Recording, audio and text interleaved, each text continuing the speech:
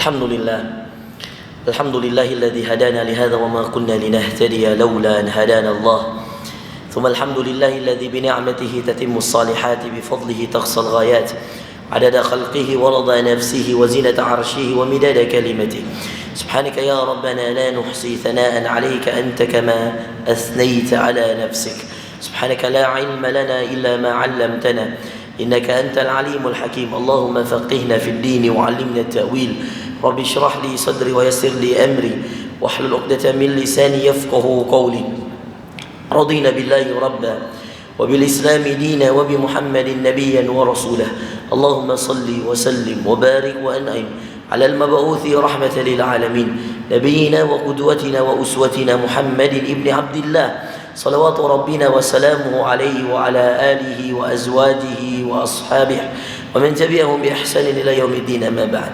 Bapak Ibu sekalian yang dimuliakan Allah, wahyikum bi tahiyatil Islam, tahiyat ahli jannah. Assalamualaikum warahmatullahi wabarakatuh.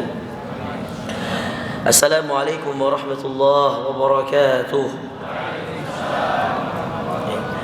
Ada seorang yang berniat mendapatkan pahala, tetapi karena ketidaktahuannya atau mungkin ketidaksengajaannya, lalu kemudian dia pulang membawa dosa. Bapak Ibu sekalian, kata guru kami di Sudan, orang-orang itulah yang kemudian hadir di majelis ilmu, menginginkan pahala ilmu, namun tidak menjawab salam.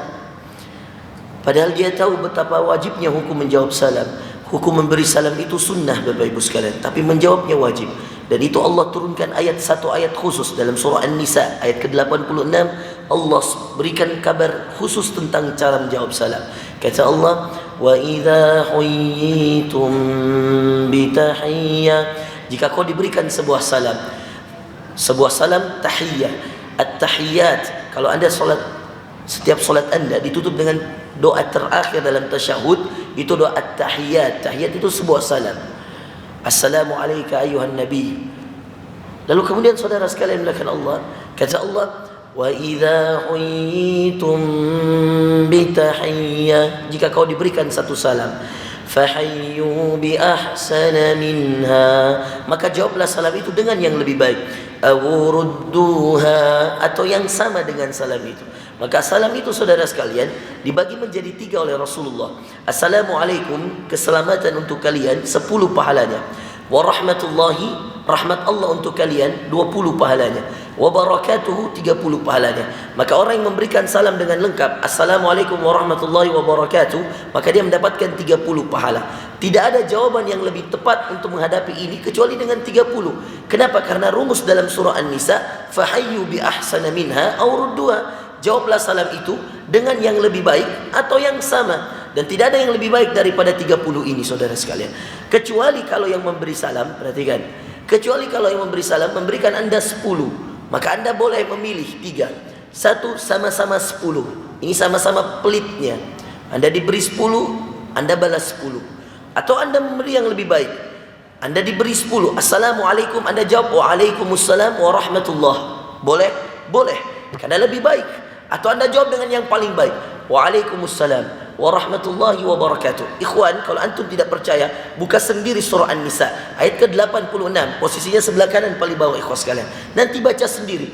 Akan ngeri Anda ketika kemudian ada orang yang salam Anda tidak jawab. Kenapa saudara sekalian? Karena itulah tadi sebagaimana yang dikatakan guru kami di Sudan.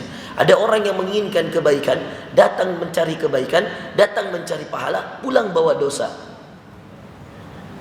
Termasuk tadi MC waktu salam, saya memuji di pojok sana bilang, ya Allah banyak yang enggak jawab salam nih. Dan ikhwah sekalian, sunnah menjawab salam itu diucapkan dengan lisan. Sunnah. Itulah kenapa Rasulullah sallallahu alaihi wasallam mengatakan, hakul muslimi 'alal muslimi sittun. Hak seorang muslim dari muslim yang lainnya 6. Idza laqitahu, kalau kau bertemu, salim alaih. Salim itu beri salam kepadanya. Dan memberi salam itu bukan dengan hati. Jadi kalau ada muslim, ketemu muslim, cuek-cuekan, tidak ada yang beri salam. Lalu kemudian ditanya oleh saudaranya, kenapa kau enggak berikan salam kepada saudaramu? Dia katakan, sudah. Di mana? Di hatiku. Enggak bisa. Faham ikhwan? Maka ini rumus kehidupan. Dan saudara sekalian, ada hadis Abu Hurairah. Perhatikan hadis ini, hadis sahih Kata Rasulullah sallallahu alaihi wasallam, An-Nabi Hurairah radhiyallahu an, dari Abu Hurairah radhiyallahu an, qala Rasulullah sallallahu alaihi wasallam, Rasulullah sallallahu alaihi wasallam bersabda, la tadkhulul jannata hatta tu'minu, kalian tidak akan pernah masuk surga sampai kalian beriman. Wala tu'minu, dan kalian tidak akan pernah dicatatkan sebagai orang beriman hatta tahabbu, sampai kalian saling mencintai karena Allah. Lalu Rasulullah melanjutkan hadisnya, awala adullukum ala syai', maukah kalian aku tunjukkan satu amalan, idza fa'altumuhu tahabbtum, yang jika kalian lakukan kalian akan saling mencintai karena Allah, dan karena kalian saling mencintai karena Allah kalian akan dicatatkan sebagai orang beriman, dan kalian ketika dicatatkan sebagai orang beriman kalian akan dicatatkan sebagai penghuni surga.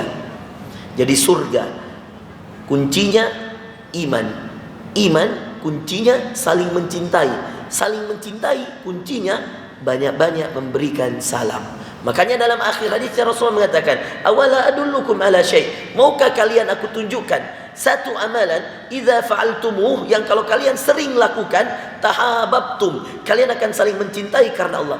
Bayangkan saudara sekalian, saya ini lahir di Makassar, SD di sana. Lalu kemudian saya habiskan 8 tahun usia saya di Jawa Timur, di Ponorogo, di Gontor. 6 tahun belajar, 2 tahun kemudian saya mengabdi jadi ustadz. Lalu kemudian saya pindah, 1 tahun setelahnya saya pindah ke Magelang. Saya mengabdi di sana di Jawa Tengah 2 tahun lah kira-kira. Lalu kemudian setelah itu saya berangkat ke Sudan, S1 4 tahun, S2 2 tahun setengah, sekarang lagi S3 di sana. Saya keluar jauh, saya bertemu dengan banyak orang. Saya ini orang Makassar saudara sekalian. Kalau kemudian saya tidak pintar-pintar memberikan banyak salam kepada banyak orang, menebarkan cinta kepada banyak orang, siapa yang mau menolong saya? Apa yang bisa menjaga saya? Ibu saya di Makassar, ayah saya di Makassar, keluarga saya di Makassar. Apa yang membuat saya bisa tenang di Ponorogo? Apa yang membuat saya bisa tenang di Sudan, di Afrika saudara sekalian? Kenapa saya bisa nyaman-nyaman saja? Karena saya punya saudara seiman, yang saudara seiman itu mencintai saya dan saya mencintai dia, meski kami tidak sebab, meski kami tidak seibu. Apa yang membuat kami saling mencintai? Bayangkan saudara sekalian, saya datang, saya langsung beri salam kepada anda, dan salam saya itu doa. Saya belum kenal anda, anda belum kenal saya langsung memberikan kepada anda doa yang paling dahsyat, yang langsung diajarkan oleh Allah kepada Rasulullah sallallahu alaihi wasallam. Doa ini saudara sekalian, kalau anda punya, anda tidak butuh apa-apa lagi di muka bumi ini. Kenapa saudara sekalian? Siapa di antara kita yang membutuhkan hal yang lebih indah dari 3 ini? Keselamatan untuk kalian, assalamualaikum. Rahmat Allah untuk kalian, warahmatullah. Berkah Allah selalu meliputi kalian, wabarakatuh. Tahukah anda apa makna ini? Keselamatan tentu anda selalu mengatakan dalam doa kita, waqina adzabannar, ya Allah lindungi aku dari azab neraka, ya Allah lindungi aku dari musibah di dunia, ya Allah lindungi aku. Itu keselamatan saudara sekalian. Wa rahmatullah, apa itu rahmat? Rahmat apa bedanya Ustaz? Rahmatullah wa barakatuh, apa bedanya rahmat dan berkah? Ini ilmu baru saudara sekalian, bagi yang belum mengetahui, bagi yang sudah mengetahui alhamdulillah. Rahmat itu segala sesuatu yang baik menurut hatimu dan baik menurut Allah Azza wa Jalla untukmu, namanya rahmat. Rahmat itu diambil dari kata rahimah. Rahimah itu artinya kasih sayang. Dan diantara kasih sayang Allah, ketika anda diberikan nikmat-nikmat dan kebaikan-kebaikan, itulah rahmat. Dan rahmat itu biasanya saudara sekalian, segala sesuatu yang belum anda punya, dan itu kebaikan. Ada seorang yang jomblo, belum punya istri, lalu kemudian dia berharap istri, ya Allah berikan kepadaku istri yang salehah, maka itu kebaikan. Kalau kemudian doanya dijawab oleh Allah, lalu kemudian dia menikah dengan seorang istri yang salehah, itulah rahmat Allah. Lalu kemudian orang yang sudah menikah, belum punya anak, lalu dia meminta, ya Allah berikan kepadaku keturunan sebagaimana Zakaria meminta, Ibrahim meminta, lalu setelah itu Allah berikan kepadanya anak, lalu kemudian anak itu saudara sekalian rahmat Allah. Ada orang yang kemudian mau lulus ujian, dia berdoa, ya Allah berikan kepadaku kemudahan untuk belajar, maka ketika Allah berikan kemudahan kepadanya belajar, mudah menghafal, mudah menjawab ujian dan seterusnya, maka itulah rahmat Allah. Rahmat Allah segala sesuatu yang belum kau miliki dan kau berharap untuknya, dan itu adalah kebaikan untuk dirimu, duniamu dan akhiratmu. Itulah yang dinamakan rahmat Allah, dan Allah berikan atas kasih sayangnya. Itulah dinamakan rahmat. Bedanya dengan berkah apa Ustaz? Wa barakatuhu, lebih kepada segala sesuatu yang kau sudah punya dan diberkahi. Saudara sekalian, ada jomblo belum punya istri, dan ada orang yang sudah punya istri. Tetapi jomblo ini soleh. Tetapi yang sudah menikah ini istrinya tidak solehah.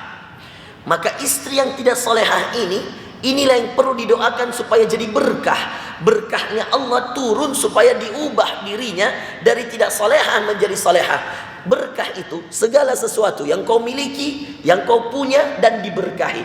Ada orang punya istri, istrinya dijadikan Allah penghafal Quran, istrinya dijadikan Allah rajin bangun malam, rajin baca Quran, rajin menebar kebaikan, maka inilah istri yang berkah. Anaknya, kalau punya anak dijadikan anak yang sering mengaji, suka bantu orang tua, tidak durhaka kepada orang tua, inilah anak yang berkah. Rumahnya dijadikan tempat sholat sunnah, tempat mengaji, penuh dengan ketenangan. Suami pulang, istri menyambut dengan indah, dengan ada harmonis, sakinah, mawaddah, warahmah di dalamnya. Anak-anaknya mengaji, ayahnya mendengarkan, ada ketenangan dalam rumah itu, dan itulah dinamakan rumah yang berkah. Kendaraannya juga demikian. Segala sesuatu yang kau punya dan dipakai untuk kebaikan dan ketaatan di jalan Allah, itulah berkah. Kurang apa doa saya tadi? Kurang apa doa seorang muslim ketika memberi salam kepada saudaranya? Dia berikan, ya Allah berikan keselamatan untuknya, ya Allah berikan rahmat untuknya, ya Allah berkahi untuknya. Jadi saya mendoakan Anda selamat di dunia dan di akhirat. Saya mendoakan Anda dapat rahmat. Rahmat itu banyak. Yang belum punya anak segera dapat anak, yang masih jomblo segera menikah, mudah-mudahan sebelum Ramadan ya. Masa Ramadan sahur sendiri lagi ya. Atau kemudian yang punya utang dilunasi segera, atau kemudian yang punya masalah diselesaikan. Itu rahmat Allah, kasih sayang Allah.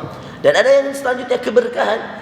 Yang punya motor diberkahi motornya, tidak dihilangkan Allah, tidak diberikan musibah. Yang punya orang tua dijaga orang tuanya, yang punya anak disolehkan anaknya, disolehahkan anak. Ini itulah salam, saudara sekalian. Maka jangan pernah meremehkan salam ini. Ini adalah hak muslim dari muslim yang lainnya, dan ini kunci saling mencintai sesama muslim. Dan ketika Anda sudah saling mencintai, Anda dicatatkan orang beriman. Ketika Anda dicatatkan orang beriman, Anda dicatatkan sebagai penghuni surga. Ingat tadi hadisnya, kalian tidak akan pernah masuk surga sampai kalian beriman. Kebetulan saya S2 dan S3 jurusan hadis, dan saya pelajari ini hadis, ikhwas sekalian.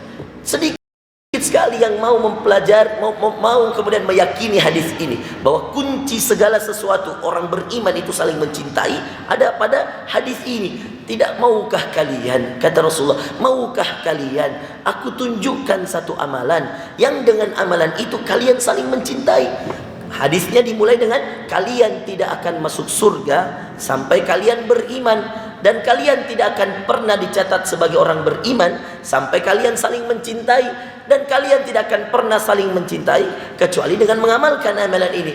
Lalu Rasulullah menutup hadisnya, maukah kalian, awala adullukum ala syai', pada satu amalan, idza fa'altumu, yang jika kalian lakukan, tahabbtum, kalian akan saling mencintai karena Allah. Apa itu? Kata Rasulullah SAW, afshus salama bainakum, banyak-banyak kalian menyebarkan salam di antara kalian. Jawab ulang ya, salam Ustaz ya.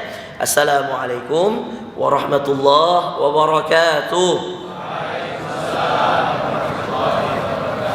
Beda nggak? Beda nggak? Beda. Tadi kayak nggak ada orang depan saya, Pak. Jauh-jauh bela-belain saya datang dari Makassar, gak ada yang jawab salam ya. Dan saya takutnya Anda pulang bawa dosa. Itu aja teman-teman. Makanya saya jelaskan. Maka panitia tadi saya dibilang jam 9:03 harus selesai. Karena saya menjelaskan salam 5 menit, maka saya ada bonus 5 menit. Kan ini di luar tema ya. Iya. Saya diberi tema oleh teman-teman panitia, judulnya Muslim of Century. Yang kalau kita singkatkan dalam bahasa Indonesia yang mudah-mudah saja, tidak tahu kenapa panitia suka sekali bahasa Inggris ya, kelihatan lebih milenial kayaknya kalau pakai bahasa Inggris. Padahal saya suka itu judul yang pakai bahasa Indonesia saja, biar mudah difahami orang. Tapi tidak apa-apa, panitia juga menuliskan caption dan ada penjelasan-penjelasan singkat. Jadi inti dari tema kita adalah bagaimana menjadi muslim yang bisa bertahan di akhir zaman. Bagaimana menjadi seorang muslim yang bisa bertahan dengan fitnah akhir zaman. Maka kemudian diangkatlah 2 kisah seorang yang kemudian ditaruh di pamflet. Kisahnya Hamzah bin Abdul Muttalib sebagai permisalan dari seorang lelaki yang kemudian berjihad di jalan Allah. Dan kisahnya Nusaybah binti Ka'ab. Siapa itu Nusaybah binti Ka'ab? Itulah Ummu Umarah. Siapa itu Ummu Umarah? Seorang wanita yang berjihad di jalan Allah sampai kemudian dia yang mempertahankan dirinya, mengorbankan dirinya di perang Uhud demi membela Rasulullah SAW ketika banyak orang yang kemudian sudah lari ketakutan ketika itu. Lalu dia pertahankan dirinya, dia berada di depan Rasulullah SAW bersama suaminya dan dua orang anaknya. Dua orang anaknya Hubaib dan Abdullah. Namanya Ummu Umarah. Nama aslinya Nusaybah binti Ka'ab. Ini perlu dipelajari sedikit. Dulu, dan ini perlu juga kita kemudian mengikuti juga sebahagian ya sunnah ini, ikhwas. Dulu orang-orang terdahulu itu senang dengan nama yang kemudian dinisbahkan kepada kunyah. Kunyah itu ikhwas kalian, bapak fulan, abu. Kalau dalam bahasa Arab bapak itu abun. Lalu kemudian kalau kemudian dikunyahkan, maka abu siapa? Rasulullah itu anak pertamanya namanya Al-Qasim. Maka Rasulullah mengkunyahkan dirinya namanya Abul Qasim. Bisa difahami? Abul Qasim. Lalu kemudian Umar bin Khattab radhiyallahu anhu, dia punya anak perempuan namanya Hafsah. Maka kunyahnya Umar, dia mengatakan dirinya Abu Hafsah. Bisa difahami? Begitu juga dengan wanita. Seperti contoh ya, Ummu Umarah ya. Ini Ummu Umarah julukan ikhwas kalian ya. Julukan bagi seorang yang bernama Nusaybah binti Ka'ab ya. Tapi ingat, kunyah itu tidak semuanya ikhwas kalian, tidak semuanya diambil dalam nama anak ya. Saya kasih satu contoh. Abu Hurairah. Hurairah itu diambil dari kalimat hirratun. Hirratun itu anak kucing ya, yang masih sangat kecil ya, lucu dan seterusnya. Lalu kemudian sering diberi makan, sering diperhatikan oleh Abu Hurairah. Maka kemudian nama asli Abu Hurairah Abdurrahman. Nama bapaknya Sakhar. Dia lahir di kota Ad-Daus. Negerinya sekarang negeri Yaman. Maka nama lengkapnya Abdurrahman bin Sakhar. Abdurrahman nama aslinya. Jadi kalau Anda dengar Abu Hurairah, itu kunyah. Kunyah tapi bukan atas nama anaknya. Kunyah atas nama julukannya. Julukan apanya Ustaz? Julukannya dari Rasulullah SAW. Kenapa diberi julukan Abu Hurairah? Karena dia sering main dengan kucing, anak kucing. Hirrah itu anak kucing. Maka kalau sering main dengan anak kucing, dijuluki oleh Rasulullah Abu Hurairah. Kemana dia pergi diikuti anak-anak kucing ya, dia sering beri makan anak kucing. Dan itulah Abu Hurairah, sahabat yang paling banyak meriwayatkan hadis. Namanya Abu Hurairah. Nama aslinya Abdurrahman. Nama bapaknya Sakhar. Lahir dari kota Ad-Daus di negeri Yaman. Maka Abdurrahman bin Sakhar Ad-Dausi Al-Yamani. Berapa riwayat hadis yang diriwayatkan Ustaz? 5.374 hadis. Tidak ada buku hadis ikhwah kecuali Anda akan menemukan nama Abu Hurairah. Sayangnya nama kunyahnya dia lebih dikenal daripada nama aslinya. Banyak di antara kita tidak tahu bahwa nama aslinya Abdurrahman. Imam Asy-Syafi'i atau Imam Al-Bukhari dulu. Kita mulai dengan ilmu hadisnya. Imam Al-Bukhari. Dinamakan dia Imam Al-Bukhari karena dia datang dari Bukhara. Bukhara itu salah satu negara, salah satu daerah yang kalau kita sanadkan ke hari ini itu di Uzbekistan, ikhwah. Al-Bukhara itu nama tempat. Maka kemudian ketika kemudian dia terkenal, dia lebih dikenal dengan Al-Bukhari. Kenapa? Karena datang dari Al-Bukhara. Padahal nama aslinya Muhammad. Nama aslinya siapa? Muhammad. Nama bapaknya Ismail. Maka nama lengkapnya Muhammad bin Ismail. Tapi orang nggak kenal Muhammad, terlalu banyak Muhammad, maka orang panggil Imam Al-Bukhari. Nama bukunya yang paling baik setelah Al-Quran, tidak ada kitab yang lebih baik dari Quran setelah Al-Quran, yaitu kitab Imam Bukhari. Nama aslinya kitabnya Imam Muhammad bin Ismail. Imam Asy-Syafi'i nama aslinya Muhammad bin Idris. Nah, ini ada kunyah-kunyah. Dulu ada ulama di Mekah terkenal sekali di ilmu hadis. namanya Syekh Yasin, orang Indonesia tapi mengajar orang Arab, asli orang Indonesia. Dia datang dari Padang, maka kemudian dinamakan Yasin Al-Fadani. Ya. Abu Dzar Al-Ghifari, nama aslinya Jundub bin Junadah, tapi kemudian dia dapat datang dari Ghifar, terkenalah dengan Ghifari, Al-Ghifari. Ada ulama di Makassar namanya Syekh Yusuf, karena dia berjuang untuk agama, lalu kemudian diusir, diasingkan ke Filipina, diasingkan ke daerah-daerah yang banyak, berujung nanti di Afrika Selatan. Maka sampai sekarang kalau Anda ke Afrika Selatan, Anda akan menemukan di situ nama jalan Syekh Yusuf Al-Makassari. Kenapa dikatakan Al-Makassari? Dari Makassar. As-Surabayai, As-Sidoarjoi. Dan ini ada Al-Gawai, Al-Fadani, Al-Jakartai, itu semua ada ikhwas sekalian. Ya. Itu dulu nisbah, namanya nisbah daerah asal. Al-Bantani, ya, itu ada. Nah, teman-teman sekalian yang dimuliakan Allah Azza wa Jalla, perhatikan. Ketika kemudian Ummu Umarah dan Hamzah ini menjadi model perjuangan, sosok pejuang yang tidak kenal lelah, bahwa dirinya pun bisa dikorbankan, suaminya dikorbankan, anaknya dikorbankan. Hamzah mengorbankan dirinya. Hamzah bin Abdul Muttalib ini saudara sesusuannya Rasulullah sallallahu alaihi wasallam. Ya. Tapi dia sekaligus pamannya Rasulullah. Yang kemudian ikhwas sekalian, ya, Allah Subhanahu wa taala memberikan kepada kita penjelasan yang begitu dahsyat ketika ada seorang Ummu Umarah. Jadi cerita singkat ini, saya tidak mau terlalu panjang kisahnya karena akan menghabiskan waktu kita yang singkat. Antum bisa baca di buku-buku sejarah dan seterusnya, karena kisahnya panjang ikhwas sekalian. Inti dari kisahnya, dan kita akan ambil apa yang kemudian akan kita ambil dari kisah dua orang ini yang diambil oleh panitia. Meskipun sebenarnya panitia, ya, kalau saya lebih merekomendasikan, masih banyak ya model-model atau role model atau percontohan dari sahabat-sahabat yang lain yang lebih dahsyat kisah-kisahnya. Ya, tetapi tidak mengapa, dua orang ini yang antum angkat juga masya Allah kisahnya.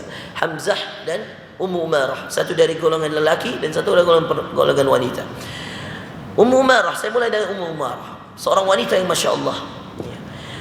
Suatu kisah yang kemudian menjadikan dia terkenal ikhwas sekalian adalah ketika perang Uhud. Dan dua-duanya di perang Uhud, ikhwan. Hamzah di perang Uhud, paman Rasulullah sallallahu alaihi wasallam. Lalu kemudian Ummu Umarah di perang Uhud. Meskipun setelah perang Uhud Ummu Umarah masih melanjutkan perjuangannya, tetapi inti dari perjuangan Ummu Umarah yang diabadikan dalam sejarah adalah ketika perang Uhud. Ketika kemudian sebahagian kaum muslimin yang diamanahkan oleh Rasulullah sallallahu alaihi wasallam berada di atas Jabalur Rummah. Jabal Rummah itu gunung pemanah yang kalau Anda pernah umrah, pernah haji, akan ada gunung di sana yang sering orang naik ke atas untuk foto-foto, dan sudah semakin mengecil bukitnya, gunungnya itu ikhwaskan namanya Jabalur Rummah. Kenapa dinamakan Rummah? Rummah diambil dari kalimat bahasa Arab rami. Rami itu rimayah, rimayah itu panah. Rasulullah menaruh beberapa orang, diamanahkan kepada mereka, dikatakan dalam riwayat 50 orang, ada yang mengatakan 70 orang. Yang jelas ada orang yang dititip oleh Rasulullah di atas gunung itu. Lalu dikatakan oleh Rasulullah SAW, tugas kalian memanah dari atas. Saudara sekalian yang dimuliakan Allah, ini strategi kepemimpinan Rasulullah, strategi perang Rasulullah. Dan benar, jumlah kaum musyrikin yang banyak ketika itu kewalahan menghadapi strategi Rasulullah. Mengapa tidak? Karena ketika mereka datang, belum sampai berhadapan pedang dengan pedang, sudah sudah tertanam atau kemudian sudah kemudian terkena oleh panahan yang ada dari orang-orang yang memanah dari atas. Jadi belum ketemu pedang dengan pedang, sudah tewas duluan, sudah meninggal duluan. Dan itu strategi Rasulullah. Sayangnya di antara mereka tergesa-gesa. Di antara ketergesa-gesaan mereka, ketika kemudian mereka sudah melihat banyak yang meninggal dari orang-orang kafir ketika itu, mereka turun dari Jabal Rummah. Sebagian mengatakan kita akan mengambil ghanimah. Ghanimah itu harta rampasan perang ikhwas sekalian. Yang memang dulu sumber pemasukan terbesar suatu negara itu perang. Kapan menang perang, pulang perang itu bawa banyak sekali harta. Mulai dari senjatanya, ya perisainya, pedangnya, alat-alat dan semuanya ikhwas sekalian. Atau tahanan-tahanan yang kemudian dijual belikan kembali dan seterusnya. Nah, turunlah orang-orang yang kemudian ada di atas. Mereka menyelisihi perintah Rasulullah. Rasul mengatakan, kamu standby di atas, kamu siap di atas dan tugas memanah dari atas. Turunlah mereka. Ada sebagian orang kafir yang kemudian melihat mereka turun, lalu mengatakan, kita mengambil alih bukit tersebut dari belakang. Naiklah sebagian, turunlah kaum muslimin, naiklah orang-orang kafir, saudara sekalian. Lalu diambillah tempat tersebut, lalu kemudian dilakukan hal yang sama sebagaimana Rasulullah perintahkan kepada kaum muslimin. Hancurlah. Sebahagian kemudian tewas. Kaum muslimin yang kemudian lagi mengambil harta rampasan perang dipanah, ada yang kemudian dipedangi dari belakang dan seterusnya. Rasulullah kaget, kenapa bisa seperti ini? Lalu dia memalingkan wajahnya ke arah gunung yang dititipkan kepada para pemanah, dan dia melihat di atas sana sudah tidak lagi dikuasai oleh kaum muslimin. Lalu kemudian saudara sekalian, terjadilah yang terjadi. Rasulullah SAW tidak pernah terkena suatu perang yang sampai kemudian beliau terluka sebagaimana dahsyatnya lukanya di perang Uhud. Dikatakan dalam sirah Nabawiyah, ada kitab bagus sekali ikhwas sekali. Kalau antum mau pelajari, ini kitab bagus sekali. Ini dipakai di kampus kami di Jami' Afrika Alamiah di Sudan. Dan ini pemenang Nobel penulisan kitab sirah Nabawiyah.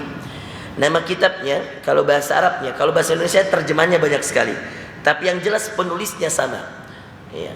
Nama kitabnya Ar-Rahiq Al-Makhtum. Ar-Rahiq Al-Makhtum. Saya tidak tahu ya, yang mana yang paling bagus menerjemahkannya, tetapi penulisnya Sofiyur Rahman Al-Mubarakfuri. Antum catat. Ya, kalau habis ini mau beli buku sejarah, kisah hidupnya Rasulullah dari lahirnya sampai wafatnya, ini salah satu kitab yang recommended. Ini kami pakai di kampus ketika semester 2. Materi sirah Nabawiyah, Ar-Rahiq Al-Makhtum. Biasanya buku-buku terjemah yang bagus itu dia tuliskan dulu terjemahannya, jadi dia tuliskan dulu Arabnya kayak begini, ada tulisan Ar-Rahiq Al-Makhtum, baru kemudian dia jelaskan sejarah kehidupan Rasulullah SAW mulai dari lahir hingga wafat. Itu penerjemahan. Cari bukunya. Nama penulisnya yang paling inti, Sofiyur Rahman Al-Mubarakfuri. Al-Mubarakfuri itu karena dia datang dari Al-Mubarakfur. Al-Mubarakfur maka dinamakan Al-Mubarakfuri. Di mana itu Al-Mubarakfur? Di India. Bayangkan pemenang penulisan sejarah Rasulullah orang India. Dan ini semakin menegaskan kepada kita bahwa tidak ada keistimewaan orang Arab, orang Mekah, orang Madinah sekalipun, ya, dari orang-orang yang lain kecuali dengan kesungguhan. Imam Bukhari itu bukan orang Arab, Imam Muslim bukan orang Arab, Imam Tirmidzi bukan orang Arab, Abu Daud bukan orang Arab, An-Nasai bukan orang Arab, Ibnu Majah bukan orang Arab. 6 buku penulisan yang kemudian dikumpulkan hadis-hadis. 6 ini yang dinamakan Kutubus Sittah. Kutubus Sittah itu 6 buku hadis yang kemudian diakui oleh para ulama. Urutannya ikhwas sekalian, Sahih Bukhari, Sahih Muslim. 2 ini berkumpul namanya muttafaqun alaih.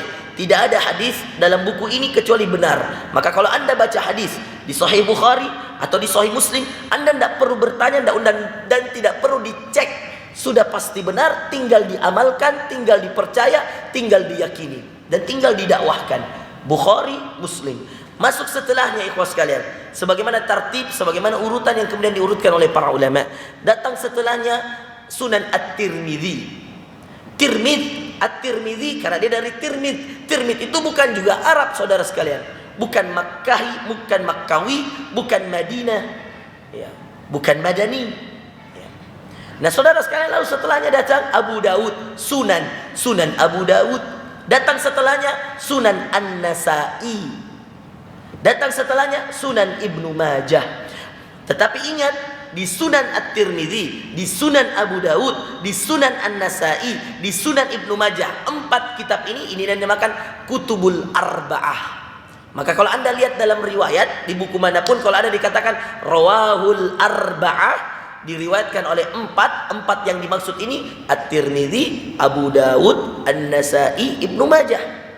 Kalau ada dikatakan muttafaqun alaih, itu berarti disepakati oleh Bukhari, disepakati oleh Muslim. Ada hadisnya di Imam Bukhari, di Sahih Bukhari, ada hadisnya di Sahih Muslim. Sahih itu berarti sahih, itu artinya benar. Sahih Al-Bukhari, buku-buku hadis-hadis yang dikumpulkan Bukhari yang semuanya benar. Begitu juga dengan Sahih Muslim. Tapi ingat, tidak semua buku sahih dalam penulisan hadis itu benar. Kadang-kadang ada buku sahih, ya, selain Sahih Bukhari dan Sahih Muslim, ada buku kitab hadis yang lainnya. Dan itu tesis S2 saya kemarin. Sahih Ibnu Hibban, Sahih Ibnu Khuzaimah. Tapi di dua sahih ini tidak seperti di dua sahih yang Bukhari dan Muslim. Kenapa? Karena di Sahih Bukhari dan Muslim Anda tidak akan temukan hadis kecuali hadis sahih. Tetapi di Sahih Ibnu Hibban, Sahih Ibnu Khuzaimah akan ada hadis dhaif, hadis lemah, ya, ada hadis hasan, ya, dan tidak semua hadisnya sahih. Begitu juga dengan sunan yang 4, At-Tirmidzi, Abu Dawud, An-Nasa'i, Ibnu Majah, tidak semua hadisnya benar. Maka cek dulu. Kalau dikatakan hadis riwayat Bukhari, tidak perlu dicek. Tapi kalau dikatakan hadis riwayat At-Tirmidzi, cek dulu apa hadisnya sahih atau hasan atau dhaif. Ya. Dhaif, lemah. Kalau lemah tinggalkan. Karena ada yang kurang dalam hadis itu. Atau kalau dia hasan, terima. Tetapi dengan catatan terimanya harus melihat isi konten hadisnya dan disandingkan dengan hadis-hadis yang lain yang mendukung hadis tersebut. Kalau hadisnya sahih, tidak perlu bertanya lagi, langsung gunakan dan amalkan. Bisa difahami, ikhwan? Nah, maka saudara sekalian yang dimuliakan Allah, hadis-hadis tersebut, ya, kemudian memudahkan kita untuk belajar. Dan dari sini kita lihat, tadi Sofiyur Rahman Al-Mubarakfuri, orang India. Bukhari, Muslim itu dari Naisabur. Naisabur juga bukan orang Arab. Menjadi bukti bagi kita bahwa lihat, yang memberikan kemuliaan, yang memberikan seseorang keutamaan, itu bukan dari daerah mana dia berasal, bukan apakah dia orang Arab atau bukan. Tetapi yang memberikan keutamaan kepada kita, kepada seorang muslim, itu adalah apa amalannya. Yang mau sungguh-sungguh beramal, dia akan dapat. Tidak ada satu kota di dunia ini, ikhwas sekalian, yang kemudian ada muslim di dalamnya, ada orang berislam, ada orang beriman di dalamnya, kecuali Anda akan bertanya kepadanya apakah dia mengenal buku Sahih Bukhari, pasti dia mengatakan saya tahu. Tapi apakah pernah Imam Bukhari datang ke Surabaya, ke Makassar, ke Jakarta? Tidak pernah. Tapi kenapa namanya sampai hari ini disebutkan, ikhwas sekalian? Karena itu balasan daripada kesungguhannya dalam beramal. Maka antum para penuntut ilmu, tuntut saja ilmu. Anda tidak pernah bayangkan nanti berapa banyak orang yang akan menikmati ilmu Anda. Bahkan kalau Anda sudah meninggal, Imam Syafi'i itu tidak pernah ke Surabaya, tapi mazhabnya dipakai di Surabaya. Tidak pernah ke Makassar, tapi mazhabnya dipakai di Makassar. Tidak pernah ke Malaysia, tapi di Malaysia memakai mazhabnya Imam Syafi'i. Kenapa, ikhwas sekalian? Siapa yang memberikan? Siapa yang menyebarkan? Allah. Ini yang dinamakan berkah. Apa yang berkah dari mereka? Ilmunya. Ikhwas kalian yang dimuliakan Allah Azza wa Jalla. Maka Sofiyur Rahman Al-Mubarakfuri itu orang India, menang penulisan Nobel. Suatu ketika Raja Fahad, kalau saya tidak salah, atau Raja Abdul Aziz, lupa saya, di masa pemerintahan siapa di Saudi, Raja Saudi intinya, yang kemudian membuat pengumuman, kami akan buat penulisan sirah, sejarah Rasulullah SAW, mulai dari hidupnya, awal lahirnya, atau bahkan sebelum lahirnya sampai meninggalnya. Dikumpulkan data-data, silakan menulis, tapi siapa yang paling lengkap datanya, itu akan memenangkan penulisan Nobel. Yang paling lengkap datanya orang India, namanya Sofiyur Rahman Al-Mubarakfuri. Nah, itu bisa Anda pakai di sini. Nah, dalam sejarah dicatatkan, ketika dalam sejarah buku ini Ar-Rahiqul Makhtum juga dicatatkan bahwa ketika Rasulullah SAW melihat para pemanah itu sudah turun ke bawah, mulai banyak kaum muslimin yang mati, meninggal, tewas. Kenapa, saudara sekalian? Karena strategi perang yang diterapkan oleh Rasulullah tidak dijalankan, tergesa-gesa. Akhirnya kemudian sampai Rasulullah SAW sendiri pun dikerumuni oleh banyak orang-orang, oleh para musuh. Dan saudara sekalian, tahukah Anda, banyak di antara kaum muslimin ketika itu yang mulai ketakutan lalu kemudian mulai mencari tempat pelarian mereka.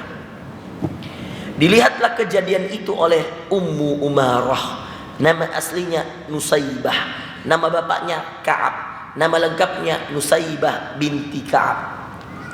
Julukannya, kunyahnya Ummu Umarah. Dia punya 2 anak. Nama anaknya Abdullah, nama anak yang lain Hubaid. Dan mereka inilah satu keluarga, seorang wanita, diawali dari ibunya, lalu kemudian anaknya, lalu kemudian kedua anaknya, lalu kemudian suaminya. Mereka inilah yang kemudian ikhwas sekalian melindungi Rasulullah SAW ketika kemudian dikerumuni oleh orang-orang kafir untuk dibunuh di perang Uhud itu. Maka saudara sekalian, Ummu Umarah mempertahankan dirinya. Bayangkan seorang wanita ini, perempuan, demi menjaga Rasulullah SAW. Diikutilah dengan 2 anaknya, suaminya, untuk menjaga Rasulullah SAW. Itulah kenapa Rasulullah SAW memujinya. Bahkan julukannya seorang wanita yang lebih berani dari 1000 lelaki. Julukannya siapa? Ummu Umarah. Sampai dia terluka, lalu ketika terluka Rasulullah mengatakan kepada anaknya, wahai Ananda, balutlah luka ibumu itu. Dibalut oleh anaknya. Ketika anaknya terluka, Ummu Umarah membalut luka anaknya. Ketika Ummu Umarah terluka, diperintahkan langsung oleh Rasulullah kepada anaknya, balutlah luka ibumu itu. Sungguh dia adalah pejuang Allah. Namanya Ummu Umarah. Kisah lengkapnya antum bagusnya baca di sana. Lalu kemudian Hamzah, saudara sekalian, ya, banyak lagi. Nanti ada dari di Yamamah dan seterusnya, banyak kisah tentang Ummu Umarah, panjang ceritanya. Lalu kemudian ikhwas sekalian, Hamzah bin Abdul Muttalib, ya, paman Rasulullah sallallahu alaihi wasallam. Ikhwas sekalian yang dimuliakan Allah Azza wa Jalla, beliau adalah salah seorang pejuang Allah yang kemudian mati syahid di jalan Allah, khususnya di perang Uhud, ikhwas sekalian, ya, yang mana Hamzah ini meninggal dalam keadaan Rasulullah sallallahu alaihi wasallam sangat mencintainya. Dan di antara kecintaan Rasulullah sallallahu alaihi wasallam kepada Hamzah, Rasulullah sallallahu alaihi wasallam mengatakan bahwa Hamzah, bahwa Allah punya singa di muka bumi ini, dan singanya Allah di muka bumi ini Hamzah. Dan Hamzah ini dijuluki Asadullah. Asadullah itu singa Allah di muka bumi ini. Dan saudara sekalian yang dimuliakan Allah Azza wa Jalla, beliau meninggal dalam keadaan tertusuk, ya, dengan banyak tusukan, lalu kemudian tertusuk dengan tombak, lalu kemudian meninggal di perang Uhud. Tidaklah Rasulullah SAW menguburkan para syuhada Uhud kecuali yang paling pertama didatanginya adalah, dan paling pertama dicarinya adalah Hamzah.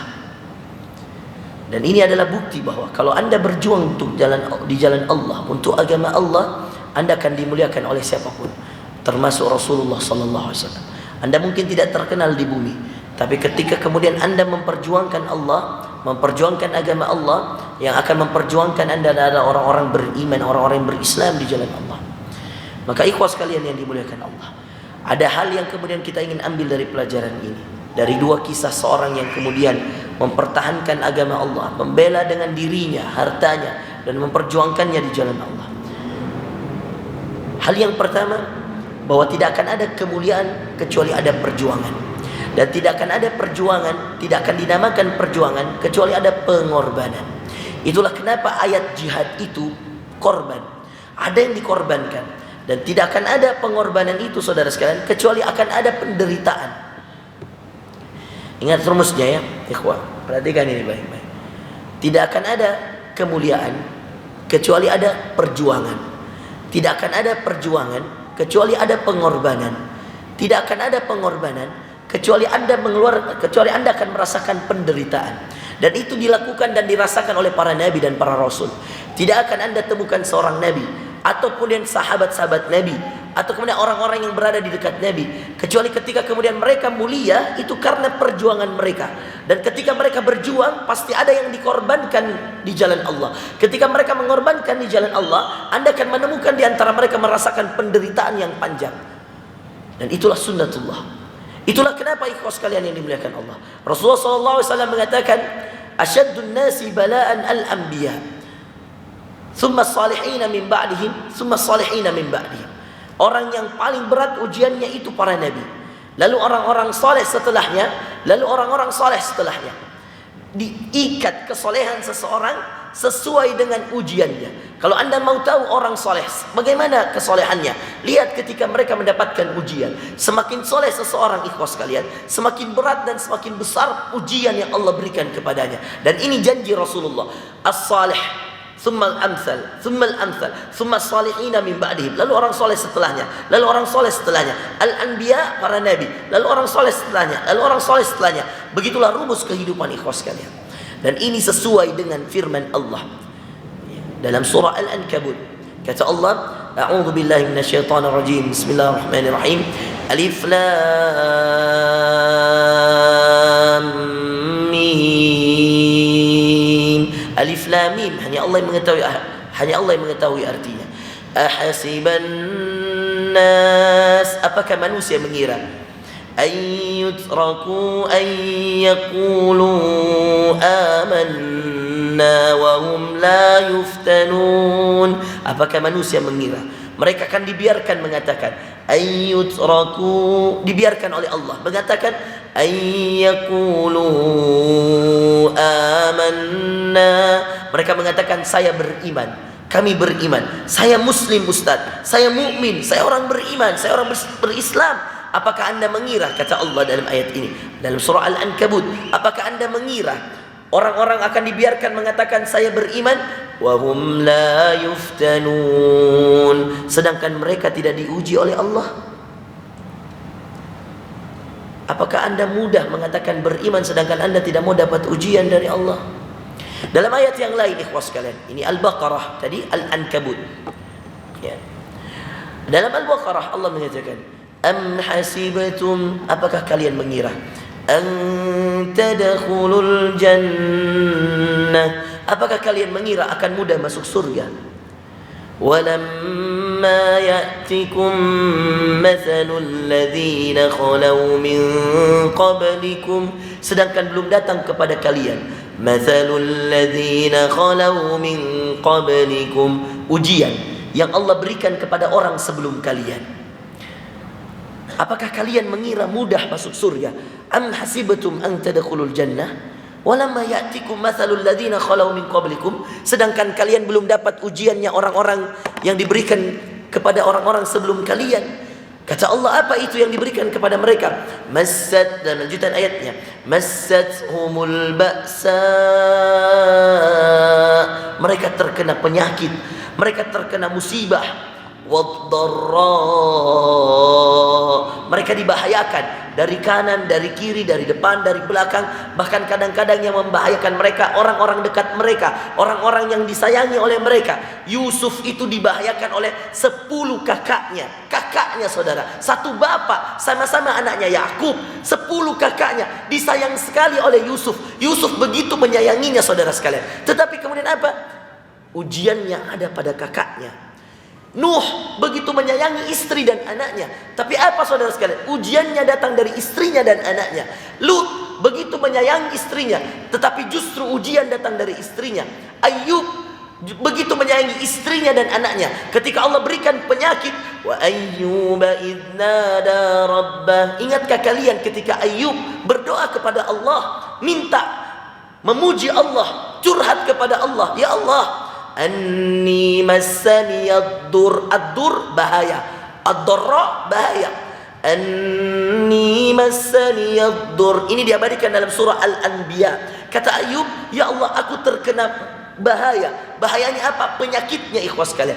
Penyakit ini membuat semua pegawainya kabur, pergi meninggalkan dia, membuat anaknya pergi meninggalkan dia. Terakhir, orang yang paling terakhir meninggalkan Ayub, istrinya. Tinggallah Ayub seorang diri. Lihat kisahnya dalam surah Al-Anbiya. Idnada rabbah. Dan lihat betapa dahsyatnya itu iman para nabi. Ketika berdoa, tidak ada permintaan yang mengatakan, ya Allah sembuhkan aku, tidak ada.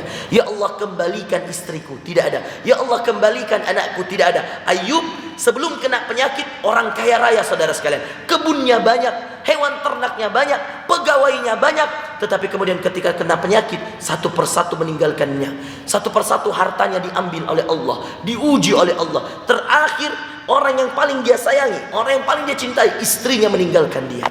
Itulah kenapa dalam ayat selanjutnya Allah jelaskan manfaat dari kesabaran Ayyub. Dan itulah yang tadi saya katakan, tidak akan mungkin ada kemuliaan kecuali ada perjuangan. Tidak mungkin ada perjuangan kecuali ada pengorbanan. Tidak mungkin ada pengorbanan kecuali ada penderitaan. Dan deritanya Ayyub bagian dari pengorbanannya dan perjuangannya. Untuk apa? Mendapatkan kemuliaan di sisi Allah. Lihat, ketika dia berdoa, apa doanya? Allah abadikan dalam Al-Quran. Wa ayyuba idnada rabbah. Ingatkah kalian ketika Ayyub bermohon kepada Allah Tuhannya? Masaniyadur, ya Allah, aku terkena bahaya. Hanya curhat, ya Allah, aku terkena bahaya. Wa anta arhamur rahimin, dan engkau ya Allah sebaik-baik yang maha penyayang. Saudara, lihat doanya Ayyub, isinya cuma dua. Ya Allah, aku terkena bahaya, informasi. Memberikan informasi pada Allah, meski dia tahu, Allah tahu keadaannya. Itulah kenapa kata para ulama, dari doa ini disunnahkan ketika berdoa curhat. Mau jodoh tiba-tiba, ya Allah jodoh, namanya fulanah. Mendikte itu tidak baik dalam berdoa. Ya Allah, saya ini seorang mahasiswa di kampus, ya Allah. Ada teman kampus saya, ya Allah, yang saya begitu mencintainya, ya Allah. Tapi saya tahu saya belum halal, ya Allah. Dan saya tahu uang saya belum cukup, ya Allah. Apalagi orang tua saya melarang saya menikah sebelum kakak saya menikah, ya Allah. Curhat ikhwah, para akhwat curhat, minta sesuatu itu ngobrol sama Allah. Allah suka hamba yang cerita sama Allah, meski anda tahu Allah sudah tahu. Kalau kemudian curhat itu tidak sunnah, ngapain Ayyub cerita, ngapain Zakaria cerita? Bahkan Zakaria itu ketika cerita panjang sekali, intinya cuma minta anak. Kaf ha ya, ini surah Maryam ya. Kaf ha ya ain sad. Saya baca cepat.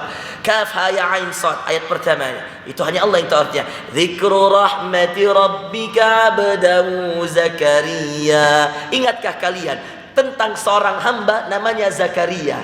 Idnada rabbah. Apa masalahnya Zakaria? Ujiannya Zakaria apa? Anak. Tidak punya anak. Sampai tua tidak punya anak. Idnada rabbah. Lihat cara dia berdoa. Ikhwah perhatikan. Idnada rabbah. Ketika dia berdoa kepada Allah, nidaan khafiyya, dengan doa yang lemah lembut. Apa isi doanya? Ayat selanjutnya surah Maryam, gampang sekali. Nanti tinggal buka surah Maryam halaman pertama. Sebelah kanan ikhwah sekalian itu halaman pertama, kisah Zakaria. Kisah Zakaria berdoa minta anak. Nidaan khafiyya, doanya lemah lembut. Lemah lembut itu ya Allah, ya Allah, ya Rahman, ya Rahim, sayangi hambamu, ya Allah berikan pada hambamu anak, berikan pada. Tapi tidak seperti itu doa Zakaria. Ketika lemah lembut tidak langsung minta anak, tapi dia ceritakan keadaannya. Qala rabbi inni wahanal azmu minni. Ya Allah, aku ini sudah lemah, tulangku sudah lemah, setiap persendianku sudah lemah, sudah keropos ya Allah. Qala rabbi inni wahanal azmu minni washta'ala ar-ra'su syaiba. Ya Allah, rambutku sudah beruban. Dua, curhat. Walam akum bidu'aika rabbi syaqiyya. Yang ketiga, dan aku tidak pernah bosan berdoa kepadamu ya Allah. Dan tahukah anda, tiga-tiganya ini Allah tahu. Allah sudah tahu ikhwan, akhwat, Allah sudah mengerti. Zakaria mengatakan tulangku sudah keropos, tulangku sudah lemah. Allah tahu kamu sudah lemah. Rambutku sudah beruban. Allah tahu rambutmu sudah beruban. Dan aku tidak pernah bosan berdoa kepadamu. Allah tahu kau tidak pernah bosan berdoa kepadanya Zakaria. Tapi Zakaria ceritakan, selesai ceritanya belum. Lalu dia mengatakan, fahabli min ladunka waliya. Ketika kemudian dia mengatakan bahwa dia tulangnya sudah lemah, washta'ala ar-ra'su syaiba, rambutnya sudah beruban, walam akum bidu'aika rabbi syaqiyya, Lalu kemudian dia mengatakan, saya tidak pernah bosan berdoa padamu.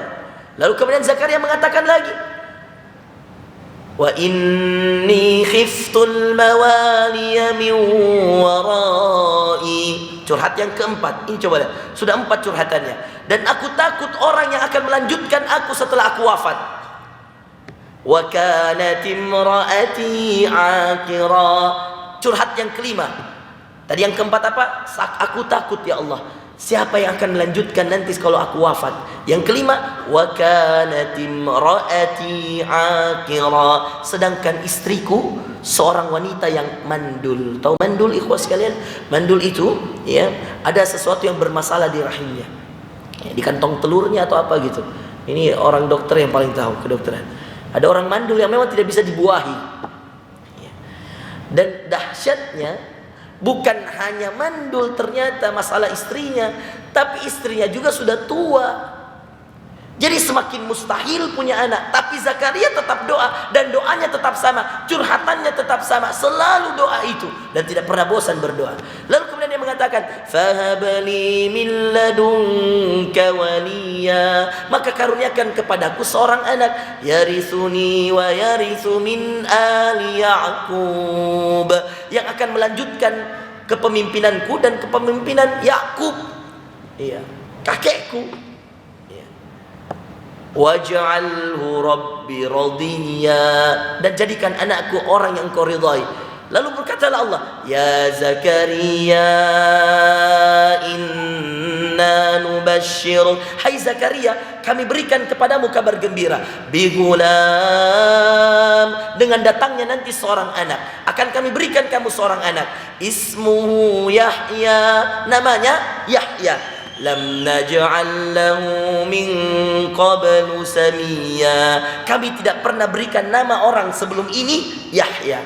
Maka Yahya, semua nama Yahya, ada yang namanya Yahya di sini, semua nama Yahya, nama pertama Yahya di muka bumi ini anaknya Zakaria. Hebatnya bukan bapaknya yang kasih nama, bukan Zakaria yang kasih nama, yang ngasih nama Allah. Ismuhu Yahya lam naj'al lahu min qablu samiyya, kami enggak pernah berikan nama sebelum ini. Berkata lagi Zakaria, saking tidak percayanya, ini masih doa ikhwah. Qala rabbi anna yakunu li gulam, ya Allah, bagaimana mungkin aku punya anak, wa kanat imraati aqira, sedangkan kau tahu istriku sudah mandul, sudah menopause. Menopause itu berhenti haid. Orang tua itu sudah enggak haid. Wanita itu kalau sudah tidak haid mustahil punya anak. Dan itu diceritakan lagi, coba sampai seperti itu Zakaria curhat. Semua diceritakan. Ustadz, Allah kan sudah tahu.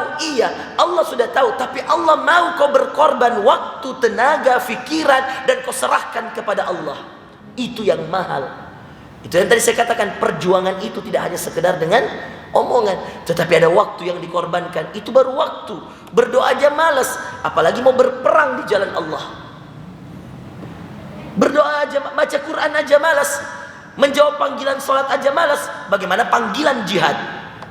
Ya, berkata para ulama kami, ya, para syekh kami di Sudan, beliau mengatakan, siapa yang berat kakinya dipanggil sholat, ketika Allah mengatakan dalam lafaz azannya seorang muadzin, hayya 'alas shalah, siapa yang berat melangkahkan kakinya ketika ada panggilan ayo sholat, maka dia akan berat untuk menjawab panggilan hayya 'alal jihad, mari jihad. Panggilan perang, kematian yang tidak akan ada kematian yang lebih indah daripada orang yang mati di medan perang, Pak. Tapi bagaimana mungkin Anda kemudian mau berbicara tentang perang, sedangkan sholat saja, perang menghadapi hawa nafsu di waktu subuh, untuk tidur di waktu zuhur, untuk tidur siang di waktu asar, untuk mungkin bekerja, Anda berat. Dan itulah saudara sekalian, lihat Zakaria ketika kemudian dia berdoa, lihat Ayub ketika dia berdoa, Allah berikan kepada mereka semua jawaban-jawaban doanya setelah perjuangan, setelah pengorbanan, setelah penderitaan, dan yang terakhir setelah kesabaran. Maka urutan kemuliaan, lihat nih teman-teman, urutan kemuliaan itu perjuangan, pengorbanan, penderitaan, kesabaran. Barulah Anda akan menjadi orang mulia. Mungkin ada yang bertanya, Ustadz, kalau Ayub kan jelas, Ustadz.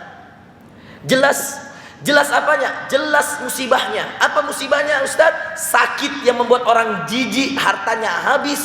Tapi Zakaria apa musibahnya, Ustadz? Di mana penderitaannya? Di mana pengorbanannya? Di mana perjuangannya? Ikhwan, perhatikan. Apakah Anda tidak merasa bahwa ketika ada Nabi yang mengatakan, saya ini utusan Allah, saya ini Nabi Allah, lalu kemudian berdakwah di kaumnya, lalu mengatakan, hai kaumku, jangan kau sembah berhala itu. Berhala itu tidak bisa memberimu manfaat, tidak bisa memberimu kebaikan, tidak bisa mendatangkan kepadamu rezeki, tidak bisa mendatangkan kepadamu kebaikan. Sembahlah Allah, karena dialah yang maha menciptakan, dialah yang maha memberi rezeki, dialah maha memberi nikmat, dan seterusnya. Lalu kata kaumnya, hei Zakaria, kalau kau betul-betul punya Allah, kenapa Tuhanmu tidak kasih kau anak? Apa kira-kira jawabannya, ikhwan? Berat, ikhwan. Itu ujian. Dan tidak berhenti Zakaria berdakwah, tapi tidak berhenti juga menangis. Menangis minta anak, ikhwas sekalian, dengan kekhawatiran tidak ada yang melanjutkan perjuangan, dan dengan keyakinan bahwa Allah pasti memberinya anak. Untuk apa? Untuk membuktikan, ikhwan, membuktikan kepada orang-orang yang menolak dakwahnya bahwa lihat, akhirnya Allah memberiku anak. Tapi apakah gampang? Tidak, ikhwan. Tidak dibilang sekali berdoa langsung jawab. Tidak dikatakan setahun, 2 tahun, ratusan tahun usia Zakaria baru punya anak. Lihat tadi, tulangnya sudah keropos, rambutnya sudah putih, istrinya sudah berhenti haid, menopause, baru kemudian Allah kasih anak. Justru di saat-saat kau merasakan bahwa mustahil, justru di saat-saat kau sudah mengatakan dalam dirimu gak mungkin, disitulah sebenarnya Allah menginginkan untuk kau kemudian terus berjuang, terus berkorban, terus bersabar, sampai kemudian pada titik di mana kamu kemudian mengatakan kayaknya sudah gak mungkin. Disitulah kemudian Allah akan memberikan kekuasaannya, kehebatannya. Bukankah Musa mendapatkan petunjuk melemparkan tongkatnya di lautan, di depan lautan, yang kemudian membelah lautan, lalu kemudian menjadi sejarah bahwa Fir'aun dengan semua tentaranya, dengan semua kehebatannya, musnah dengan sebuah tongkat yang dipakai untuk menggembala kambing, dipakai untuk kasih makan kambing, dipakai untuk kasih makan hewan ternak, dipakai untuk bersandar, dan dia tidak pernah membayangkan Musa justru menghancurkannya lewat sebuah tongkat. Kenapa? Mustahil. Ketika mustahil itulah Allah berikan setelah perjuangan, pengorbanan, penderitaan, kesabaran. Musa berjalan dengan kaumnya, saudara sekalian, sampai kemudian di depannya lautan, di belakangnya Fir'aun. Berkatalah seorang di antara pengikut Musa, inna lamudrakun. Wahai Musa, kita akan tertangkap, kita akan mati, binasa. Apa kata Musa? Lihat, orang kalau sudah kuat keyakinannya sama Allah, nggak tahu caranya, nggak tahu bagaimana jalan keluar, karena keyakinan yang kuat akan keluar sendiri itu solusi. Dan bagi dia Allah lebih utama dari jalan keluar. Bagi orang beriman, iman itu keyakinan. Keyakinan itu di atas akal, di atas rasa. Tidak boleh Anda mengalahkan akal, mengalahkan imanmu dengan rasamu, dan tidak boleh mengalahkan imanmu dengan akalmu. Maka Musa nggak tahu caranya. Di belakang Fir'aun semua tentaranya. Saudara sekalian dengarkan ini. Ketika kemudian Fir'aun mengejar Musa, ketika terakhir dengan semua kaumnya, itu Fir'aun mengumumkan kepada semua pasukannya, semuanya ikut bersama saya, kita hancurkan Musa dan kaumnya, dan kita tidak akan sisakan satupun di antara mereka. Maka Fir'aun mengatakan pada seluruh kaumnya, seluruh pasukannya, dia katakan semua kita mengejar Musa. Coba lihat, semuanya, tidak ada satu pasukan pun yang tinggal, semuanya ikut mengejar Musa. Sampai kemudian mereka mengejar dengan kuda, ada yang mengejar dengan hewan-hewan yang lain, ikhwas sekalian, sampai kemudian semakin dekat Fir'aun dengan semua tentaranya. Lalu kemudian Musa yang berjalan kehabisan akal. Depannya lautan, belakangnya Fir'aun. Berkatalah salah seorang di antara mereka, inna lamudrakun. Kita akan tertangkap wahai Musa, hancurlah kita. Depan lautan, belakang Fir'aun. Apa kata Musa? Kalla inna ma'iya rabbi sayahdin. Tidak. Padahal Musa juga nggak tahu caranya. Mau nyebrang lautan, berenang, nggak mungkin. Mau ngadapi Fir'aun dengan semua senjatanya, nggak mungkin. Musa juga nggak tahu, tapi imannya mengalahkan akalnya, imannya mengalahkan rasanya. Maka Musa langsung dengan tegas mengatakan, kalla, tidak. Inna ma'iya rabbi sayahdin. Ada Allah Tuhanku yang akan memberiku petunjuk. Betullah ikhwas sekalian. Seketika Musa mengatakan itu, Allah firmankan, Allah wahyukan, wadrib bi'asakal bahr. Wahai Musa, itu tongkat yang ada di tanganmu, pukullah. Wadrib bi'asakal bahr. Pukullah tongkat itu di lautan. Coba lihat ikhwas sekalian. Solusinya Musa, pukulkan tongkat. Dipukul tongkat. Solusinya Ayub, lama penyakit ini.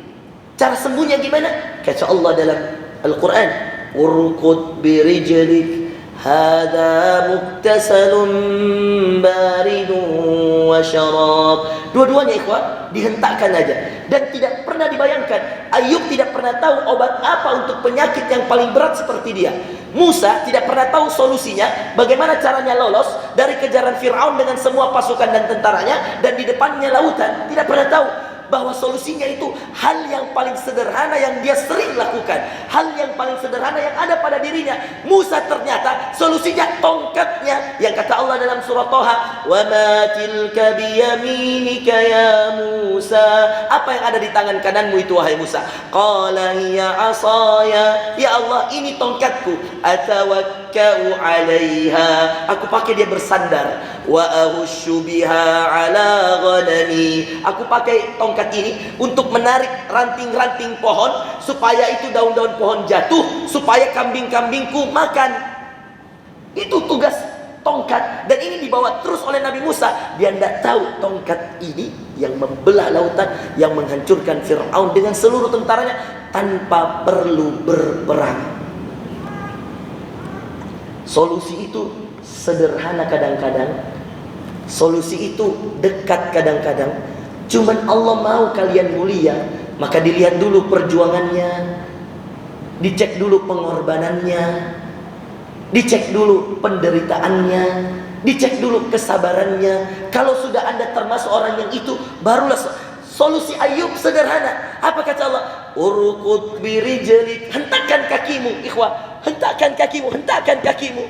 Ayub disuruh hentakkan kakinya untuk semua obatnya, untuk semua penyakit yang sangat membahayakan. Ini ada riwayat, meskipun kita tidak bisa percaya 100%, namanya Israiliyat, ya. Yang jelas kita harus percaya bahwa tidak ada penyakit yang lebih berat dari penyakitnya Ayub. Kenapa? Karena setiap orang yang melihatnya jadi jijik. Itulah kenapa istrinya pergi, anaknya pergi. Tapi ikhwan, apa penyakitnya Ustaz? Wallahu a'lam, ya. Yang paling banyak memang kulit. Ada yang kemudian mengatakan keluar dari sekujur tubuhnya ulat-ulat, ya. Ini wallahu a'lam, ya. Tidak ada hadis yang sahih tentang itu. Tidak ada kemudian ayat Quran yang sahih. Yang jelas penyakitnya berat. Anni massaniyad dur. Ya Allah, aku terkena penyakit yang bahaya. Nah ikhwas sekalian, solusi sederhana. Anda tidak pernah bayangkan, hanya hentakkan kakimu. Hadza muktasalun baridun wa syarab. Dan ini ada air, wahai Ayub, pakai mandi, pakai minum. Dipakai mandi, dipakai minum, hilang penyakitnya. Lalu kemudian dia berdoa tadi dengan doanya. Doanya dijawab oleh Allah. Anni massaniyad dhur. Ya Allah, aku terkena bahaya. Wa anta arhamur rahimin. Dan engkau maha pengasih, sebaik-baik yang maha penyayang. Kata Allah, fastajabna lahu. Kami jawab doanya. Fakashafna ma bihi min dur. Kami angkat semua bahaya yang ada dalam tubuhnya, penyakitnya. Lalu apa kata Allah? Cukup? Tidak. Allah kasih bonus. Wa atainahu ahla. Kami kembalikan istrinya, lalu anaknya. Wa mithlahu ma'ahum rahmatan min indina. Kami kembalikan semua yang dipunya Ayub, kekayaannya. Istrinya dulu datang, datang lagi anaknya, datang lagi pegawainya, dikembalikan dan dilipat gandakan berkali-kali lipat. Rahmatan min indina, sebagai rahmat dari kami.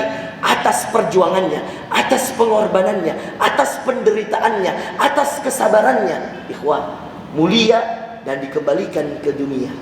Dikembalikan di dunianya yang nyata.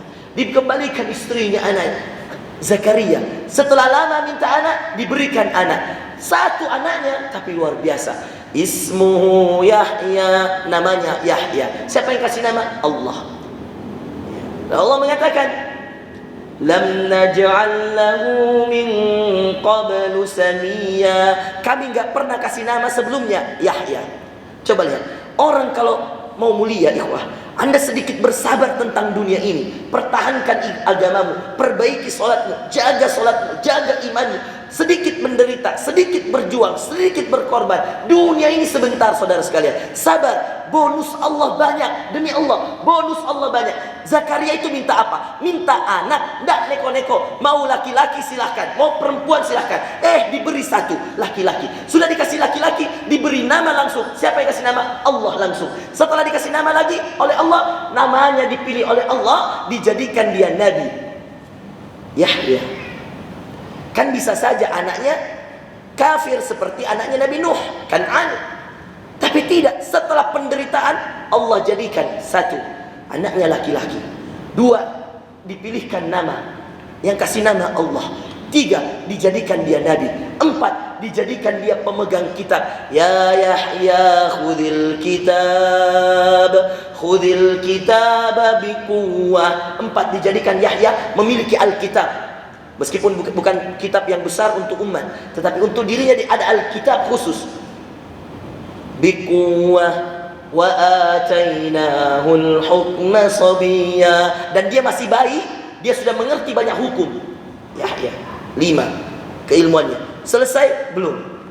Wa atainahul hukma sabiyya wa hananan min ladunna wa zakatan wa kana taqiyya. Dan Yahya ini, bonus yang ke-6, Yahya ini adalah cinta dari Allah kepada Zakaria.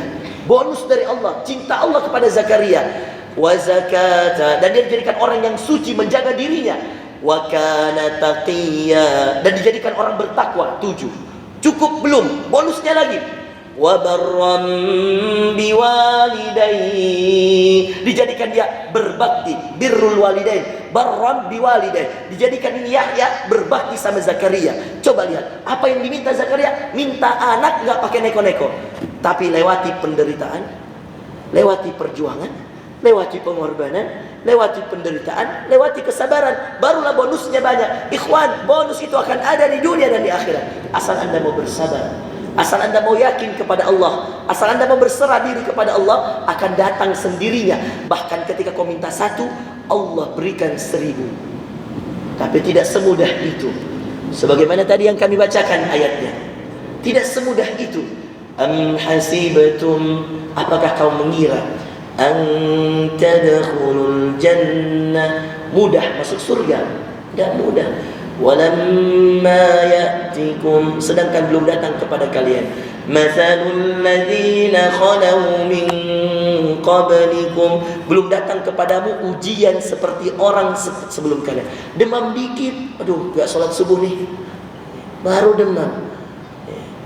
Batuk-batuk gak mau sholat subuh, batuk dikit gak mau ngaji, hujan dikit gak mau kajian. Coba kita ini mau masuk surga, surga paling tinggi, tapi giliran ditantang perjuangan kita, dites perjuangan pengorbanan kita, kita ini paling pelit, ikhwas sekalian. Gimana mau sesurga dengan Rasulullah kalau perjuangannya tidak seperti Rasulullah? Gimana mau sesurga dengan Rasulullah kalau kesabarannya tidak seperti kesabaran Rasulullah? Maka muliakan dirimu, sebagaimana mereka memuliakan diri mereka. Bagaimana mereka memuliakan diri mereka? Mereka bersabar, mereka berjuang, mereka menderita, mereka kemudian berkorban di jalan Allah. Makanya Allah mengatakan, am hasibatum an tadkhulul jannah, apakah kau kira kau mudah masuk surga? Walamma ya'tikum mathalul ladzina khalau min qablikum, sedangkan belum datang kepada kalian perumpamaan orang-orang sebelum kalian.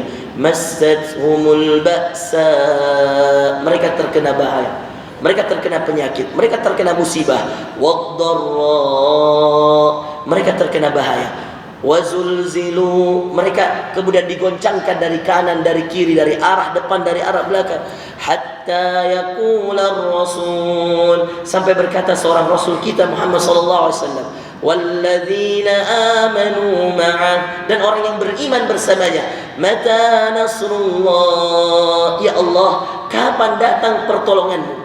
Wajar ikhwah, dalam perjuangan menuju kemuliaan itu, ketika kita diuji kesabaran, diuji penderitaan kita, diuji pengorbanan kita, selalu ada perasaan muncul, kapan ya Allah kau jawab doaku?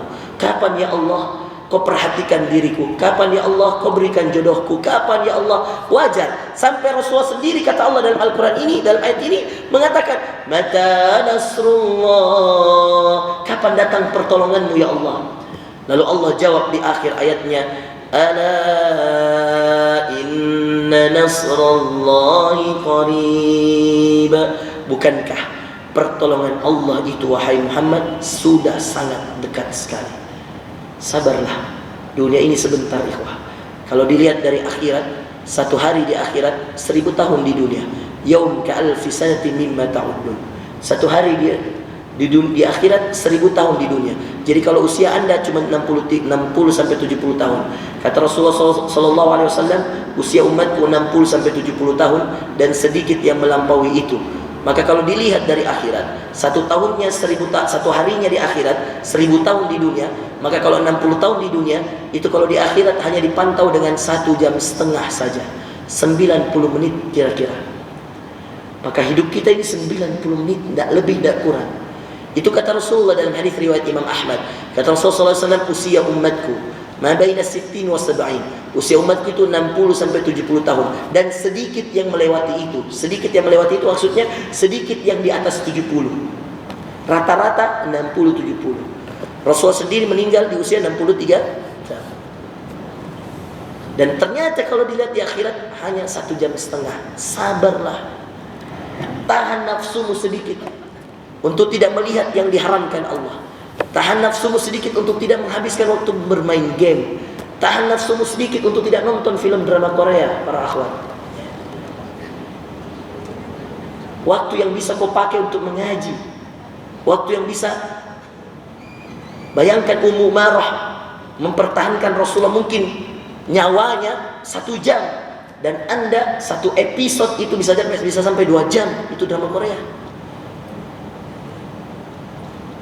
Satu memperjuangkan Rasulullah 1 jam, satu lagi menghabiskan waktu di depan film drama Korea berhalusinasi. Itulah bedanya kita dengan orang-orang pejuang terdahulu. Ya, maka para akhwat berhenti. Ya, ini hampir semua perempuan zaman sekarang milenial ketagihan dengan film drama Korea. Ya, dan hampir semua anak-anak muda laki-laki, ya, tidak ada satu handphone yang mereka punya kecuali ada game di dalamnya. Jadi kalau saya cek, percaya ada PUBG, ada Free Fire, ada Call of Duty, ada apa. Mau dicek, uninstall. Hijrah ikhwah, hijrah kembali pada Allah. Perjuangan berat, dunia ini singkat. Segera sadar, taubat pada Allah.